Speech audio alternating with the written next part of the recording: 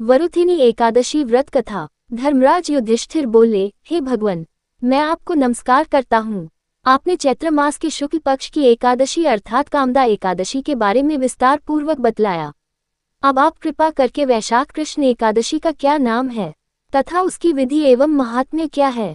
भगवान श्री कृष्ण ने कहा, हे राजेश्वर, वैशाख मास के कृष्ण पक्ष की एकादशी को वरुथिनी एकादशी के नाम से जाना जाता है। ये सौभाग्य देने वाली, सब पापों को नष्ट करने वाली तथा अंत में मोक्ष देने वाली है। इसकी महात्म्य कथा आपसे कहता हूँ। वरुथिनी एकादशी व्रत कथा। प्राचीन काल में नर्मदा नदी के तट पर माधाता नामक राजा राज्य करते थे। वह अत्यंत दानशील तथा तपस्वी थे।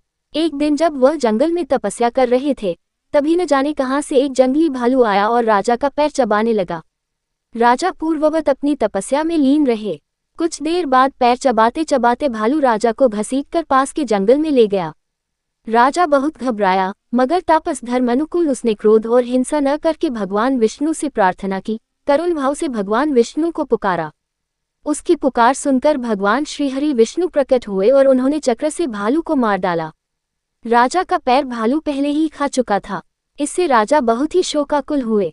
उन्हें दुखी देखकर भगवान विष्णु बोले, हे वत्स, शोक मत करो। तुम मथुरा जाओ और वरुथिनी एकादशी का व्रत रखकर मेरी वराह अवतार मूर्ति की पूजा करो। उसके प्रभाव से पुनः सुदृढ़ अंगों वाले हो जाओगे। इस भालू ने तुम्हें जो काटा है, ये तुम्हारे पूर्व जन्म का अपराध था। भगवान की आज्ञा मानकर राजा माधाता ने मथुरा जाकर श्रद्धापूर्वक वरुथिनी एकादशी का व्रत किया। इसके प्रभाव से राजा शीघ्र ही पुनः सुंदर और संपूर्ण अंगों वाला हो गया। इसी एकादशी के प्रभाव से राजा माधाता स्वर्ग गए थे। जो भी व्यक्ति भय से पीड़ित है, उसे वरुथिनी एकादशी का व्रत रखकर भगवान विष्णु का स्मरण करना चाहिए। इस व्रत को करने से समस्त पापों का नाश होकर मोक्ष मिलता है।